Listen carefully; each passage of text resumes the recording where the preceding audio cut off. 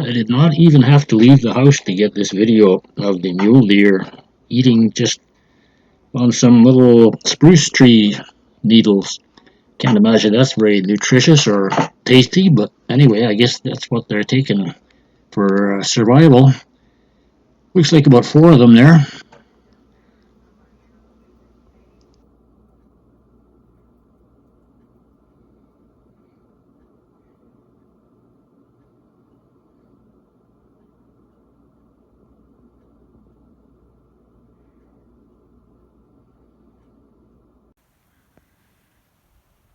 I don't know how well this is going to show up, but I give it a shot.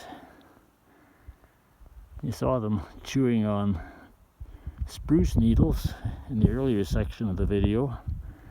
Gotta be pretty hungry to eat that stuff, I would think. But out here, that's a field of wheat stubble. There was some volunteer wheat there back in the fall, which is what they're scratching for right now. 1, 2, 3, 4, 5, 6, 7, 8. I have seen as many as 10, possibly 12 out here at times. Okay, well this phone won't last too long, so that'll do for now. Okay, the John Deere is plugged in. I may or may not take it out to move a bit of snow. Visibility is terrible today. It's heavy cloud cover and you can't hardly tell where the edges of the road are, so I'll be sliding into the ditch no doubt, but we'll leave that till afternoon. If nothing else, I use it to put a bale of hay in the feeder. I'm just going to point out, you can tell what your fluid level is in the tires, these kind of conditions. It's warming up after a severe cold spell, so generally the frost line, oh yeah, the old Massey's got a good load of fluid in there. This one too, the old 50's a little lower, but battery's giving out on this phone, so I'm going to leave this to warm up for a bit. Shovel the snow out of the door track once again, and we'll see what the afternoon brings. And the sun came out in the afternoon. And you wouldn't believe the temperature change. This time yesterday, we had a daytime high, I believe, of 21 below Fahrenheit. Temperature right now, as I left the house, was about 28 above Fahrenheit. So that is a huge difference in 24 hours. Anyway, it's great for what I got in mind. I'm gonna, against my better judgment, I'm probably gonna open my driveway in hopes I can get to town tomorrow.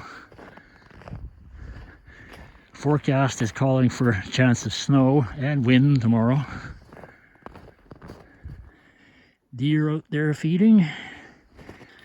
I'll move the snow and hope for the best. See what tomorrow brings. Anyway, I won't be doing any fancy camera angles or GoPro shooting today. I'm just gonna concentrate on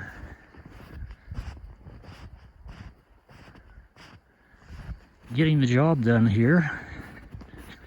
It's nice and quiet here in the yard, but I can hear the wind out in the open, so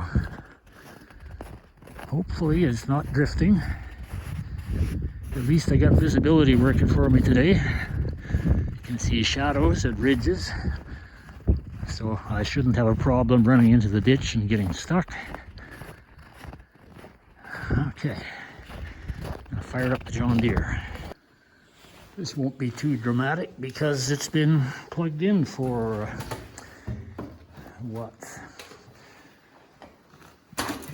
A good 4 hours, I guess. So even for that little heater, should be plenty.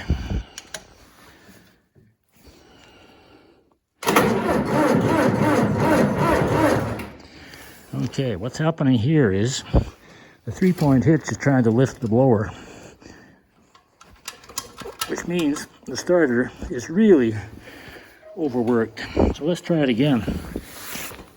That little button I pushed there, That locks the lever in the down position so the 3-point is not trying to lift. Should make a difference.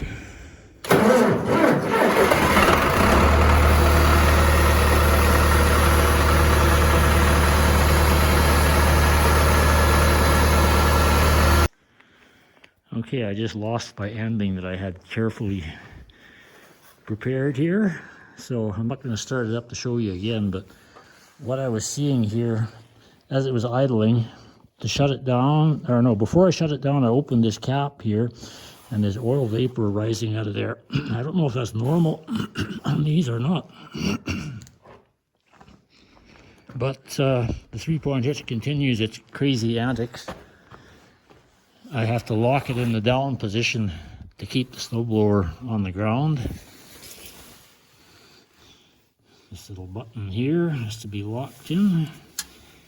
And I've tried pretty much every adjustment on this little lever here. None of them make any difference. And it got to the point after it was good and warm, I was handling a bale, and it would barely lift the bale. I had to really rev it up.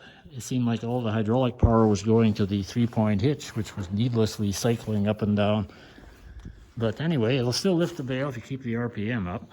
So I don't know what's going on, but hopefully it'll keep going for a good long while yet. Anyway, it's 5:30 or more, and I'm going to call that the end. Thanks for watching. Stay tuned for the next one on the Roosty 6 channel.